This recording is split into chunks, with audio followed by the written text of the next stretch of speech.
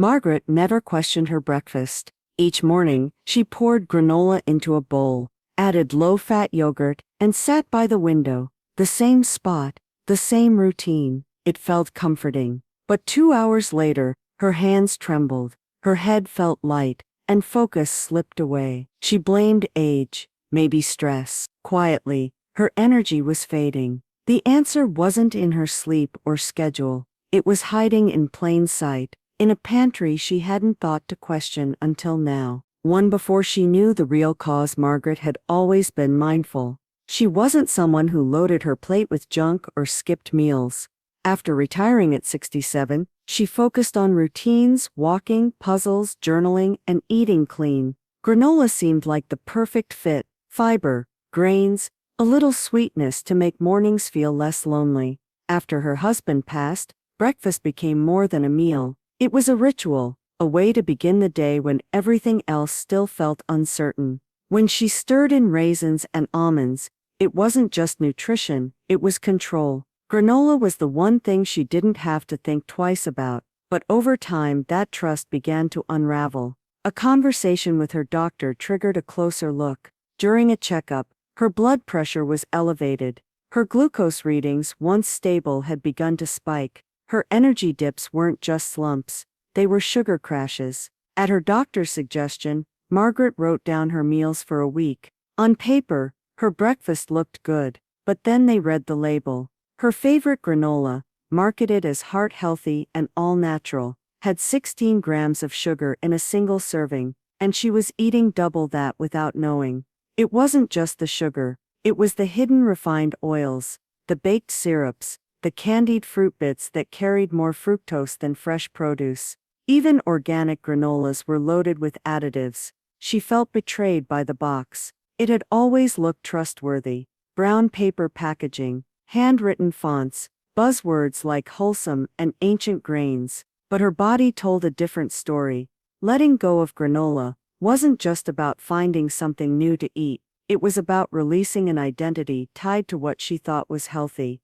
At first she didn't want to change, but small shifts helped. She swapped the granola for steel-cut oats simmered with cinnamon and flaxseed, topped with a few chopped walnuts and fresh blueberries. No sugar, no glaze, just warmth. At first it felt bland, but then something changed. The fog lifted. She stopped yawning before lunch. Her cravings disappeared. Her balance steadied.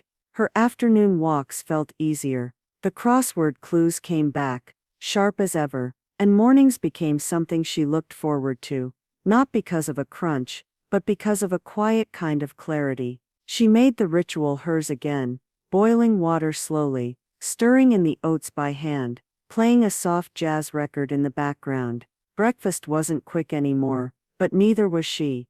Granola had been more than food. It had been her companion, a stand-in for safety, a way to hold on to the past, while everything else was changing. That's the part no one warns you about, that healthy foods can carry emotional weight. Margaret wasn't just letting go of sugar, she was letting go of who she thought she had to be to stay strong. But strength, she learned, wasn't about never changing. It was about listening, adapting, being kind enough to ask, "Does this still serve me?" Margaret's clarity didn't end at the kitchen counter. As she became more mindful of what she ate, she started noticing other habits she'd outgrown. She cleaned out the back of her fridge. She tossed old supplements she no longer needed. She even let go of an old photo on the fridge that had made her more sad than comforted. Everything she adjusted led back to the same feeling: peace of mind. She began journaling again, reaching out to her sister once a week, joining a small online group for senior women exploring nutrition and lifestyle after 70. This one shift away from the granola became a quiet revolution in how she approached her day. Start with one breakfast change. Try oats with cinnamon, chia seeds, or fresh fruit instead of dried. Read the sugar label. Aim for under 6 g per serving.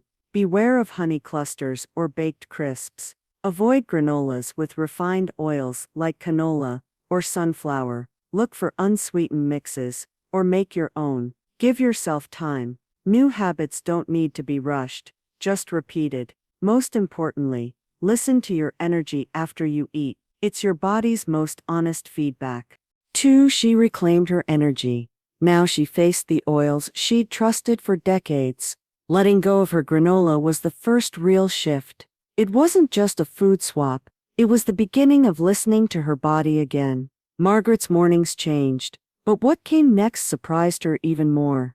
As her energy began to stabilize, she became curious. What else had she taken for granted in her kitchen? What other habits, long embedded in her daily rhythm, were quietly shaping how she felt? She didn't expect the answer to be sitting in plain sight, lined up in her cupboard, each bottle labeled as something she thought was helping her heart. The olive oil bottle was nearly empty, but that wasn't the problem. It was the bottle behind it, canola oil, and the other one next to it, vegetable oil blend. They had been there for years, rotating in and out of recipes, familiar fixtures in stir-fries, baked goods, even roasted vegetables. They claimed to be cholesterol-free, light-tasting, and great for cooking. But the deeper Margaret looked, the more the shine wore off. She started reading, not the marketing, but the science, and what she found changed her view entirely.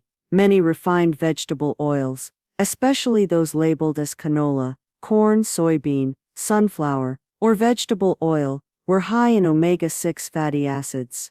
On their own, these aren't bad, but too much, especially when unbalanced with omega-3 ces, creates the perfect storm for chronic inflammation. And chronic inflammation, as she now learned, wasn't just about joint pain, it was tied to something even more serious: increased stroke risk. Margaret had always cooked with what she thought was sensible. She avoided butter for years, believing margarine and oils were smarter choices. She sautéed, roasted, baked, even made salad dressings, with oils she assumed were helping her body. But when she stumbled across a new study during a nutrition webinar, one that showed a link between high omega-6 intake and elevated stroke risk in older adults, she paused. The study highlighted that it wasn't about one meal or one choice, but rather the cumulative effect over time. Decades of tiny decisions, tiny doses, tiny trust misplaced. Margaret remembered her brother's stroke 3 years earlier.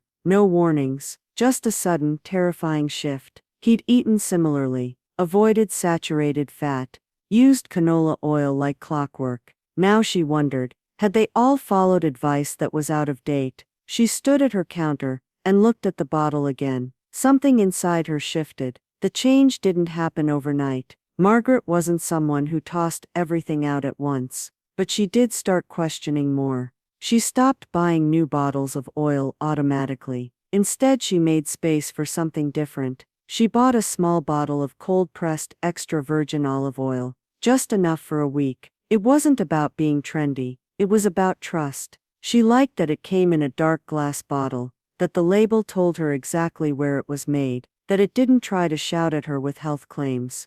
She used it sparingly, on salads, on roasted vegetables, even a drizzle over cooked quinoa. The flavors felt deeper, richer, more intentional, and slowly her body seemed to respond. Her digestion eased, her headaches lessened, the dryness in her skin improved. She didn't know if it was just the oil, but she knew one thing: she felt safer in her kitchen again. One afternoon, she sat with a small magnifying glass and went through every product in her pantry: crackers, dressings, canned soups, frozen stir-fry blends. Every label told a quiet story. So many included soybean oil, corn oil, high linoleic sunflower oil, and almost none balanced it with omega-3 ces, or real ingredients. They didn't say inflammatory, they didn't mention stroke, but now she knew what to look for, and what to quietly let go of. She kept a notepad nearby. One side read,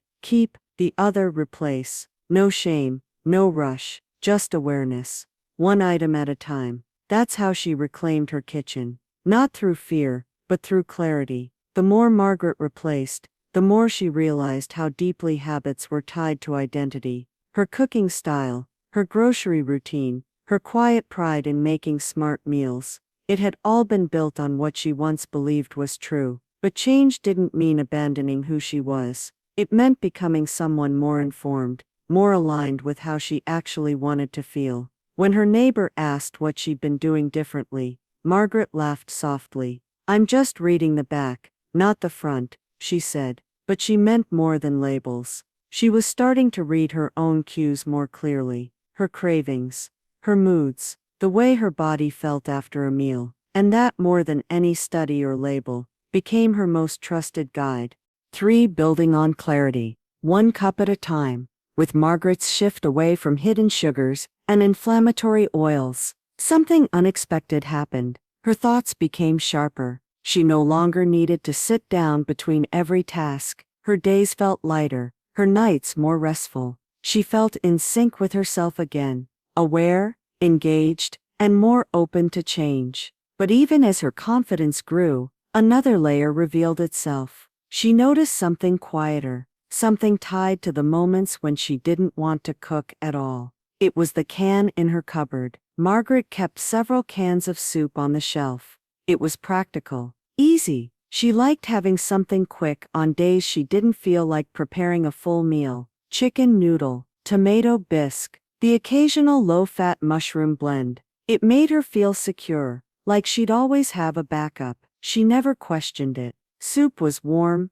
light, nourishing. It was what her mother made when she had a cold, what her husband brought to her after her surgery. It felt like care. But one evening, as she sipped from a bowl and read the side of the can, her comfort unraveled. One serving had 790 milligrams of sodium. The whole can, what she usually ate, had nearly 1,600, and that was labeled healthy. Her doctor had once warned her about sodium, but this didn't look like a salt-heavy meal. It didn't taste overly salty. It was subtle. That's what made it dangerous.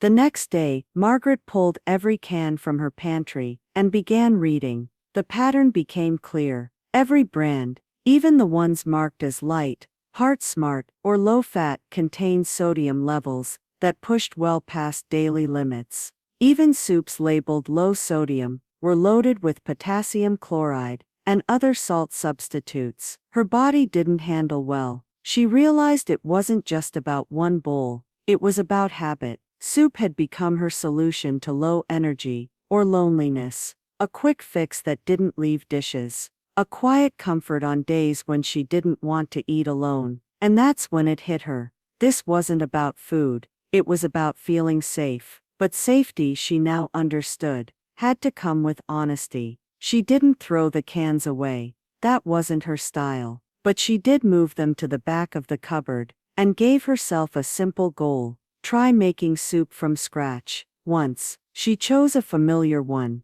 lentil vegetable. She used pre-chopped frozen vegetables, a low-sodium broth base, garlic, herbs, and just a pinch of salt. It took longer than opening a can, but it didn't overwhelm her. The taste surprised her. It was fuller, cleaner. She could feel the difference in her body after eating. No post-meal puffiness, no dry mouth, no odd pressure behind her eyes, just warmth and peace. And she had leftovers. She froze 2 jars. Suddenly, homemade soup became her new backup, not something she had to create fresh every time, but something she could trust. What began as a practical change became something deeper. Margaret reflected on how many meals over the years had been rushed, skipped, or masked by convenience. She thought of the years after retirement, when meals sometimes felt like chores, not moments of care. Soup had been her go-to, not just for ease, but for loneliness. It was easier to open a can than admit she didn't want to eat alone again. That awareness didn't feel like shame. It felt like light. So she started doing something she hadn't done in years. She invited someone over, her neighbor Lydia. They sat, sipped homemade soup, and laughed about old recipes. It wasn't grand, it wasn't loud, but it felt alive. And it all started with sodium. After switching from canned to homemade, Margaret noticed subtle shifts. Her fingers no longer swelled after meals. Her ankles felt lighter in the morning. Her blood pressure readings came down a few points at her next visit. But more than the physical, the emotional shift was undeniable. Cooking, even in small ways, gave her a sense of ownership again. She didn't have to rely on packaging or promises. She could create meals that aligned with how she wanted to feel, not just how she wanted to function. She began keeping basic ingredients on hand: frozen vegetable medleys, cartons of unsalted broth, beans, spices. She wrote down 2 or 3 go-to combinations. No overwhelm, just readiness. And even when she didn't cook, she chose differently: a broth from the local co-op, a pre-made soup with a sodium level she understood. She no longer felt tricked. Every choice added to her sense of stability. Every bowl became an act of self-respect. For having come this far, she began to question the sweetest things. By now, Margaret had shifted her mornings away from sugar, swapped out the oils she once trusted, and even rebuilt her comfort foods from scratch. She was no longer just reacting to health concerns. She was responding with clarity, with care. Her days had rhythm again. Her body felt calmer, her thoughts steadier, but there was still one habit that felt untouchable, one that had survived every pantry cleanout and every self-reflection moment. It didn't come in a box or a can, it came in a bottle, and it had been with her since childhood. The bottle lived in her fridge door, nestled behind the milk and the jar of pickles. Orange juice, sometimes cranberry, occasionally apple. It was routine, just a small glass with breakfast, or after her afternoon walk. It felt clean, light, and nostalgic, a quick source of vitamins, especially vitamin C, a comfort she never outgrew. But as Margaret dug deeper into her wellness, she began reading more about blood sugar and digestion, and one line in a medical journal summary stood out: fruit juice, despite being natural, can cause a rapid blood sugar spike, similar to soda, especially in older adults. She read it twice, then she looked again at the label. 1 cup of her favorite juice had 27 grams of sugar, no fiber, no pulp, just concentrated sweetness, and a long-standing belief that it was good for her. Margaret had always prided herself on not drinking soda. She avoided sweetened teas, and never liked sugary cereals. But fruit juice felt different. It had history. Her mother poured it when she was sick. Her husband brought her a glass on quiet Sunday mornings. It was tradition. It felt wholesome. But the science said otherwise. Without the fiber and full structure of real fruit, juice digested fast. Too fast. For someone over 70, with a changing metabolism and more fragile insulin response, that spike mattered. Worse, the crash that followed left her tired, moody, and strangely hungry. And still, it was hard to let go. Juice didn't feel like candy. It felt like care. Margaret didn't want to feel deprived. She didn't want to replace her juice with something bland or bitter. So she made a small shift, not in the habit, but in the ingredients. She started by filling a pitcher with filtered water, a few slices of lemon, and some crushed mint. Another time, it was cucumber and ginger, or apple slices with cinnamon sticks. Infused water, she discovered, gave her the same visual and ritual comfort, but without the blood sugar crash. It wasn't about mimicking flavor, it was about respecting the ritual, the cold glass in her hand. The feeling of treating herself to something bright and clean. It didn't have to be juice, it just had to feel intentional. She began preparing it at night, letting it sit in the fridge until morning.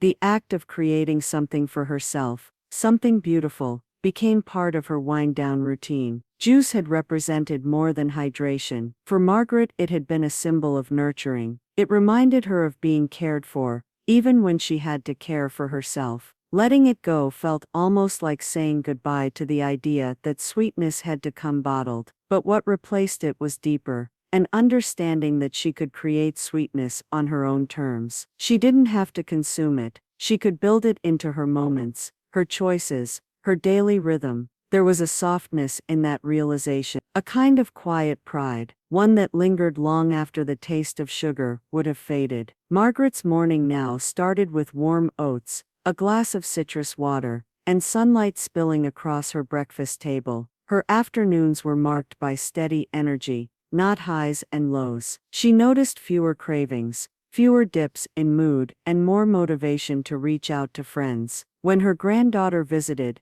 She didn't offer juice. She offered sliced oranges and a splash of lemon water, with fresh berries floating on top. They giggled together over the color. Her granddaughter called it sparkle water. Margaret just called it progress. She didn't miss the old bottle. She didn't need it, and that, more than anything, made her feel in control again. Each step Margaret took, each quiet revision of her daily habits, had added to something much larger than physical health. It had reshaped her relationship with food, with herself, with the rituals that once anchored her but had slowly lost their truth. Juice had been the last holdout, the sweet promise that felt harmless but wasn't. And once that fell into place, everything else aligned. Her energy, her choices, her sense of peace. This wasn't about being perfect. It was about being aware, curious, and willing to grow. Even in her 70s, she hadn't just changed what she ate, she'd changed how she cared for herself.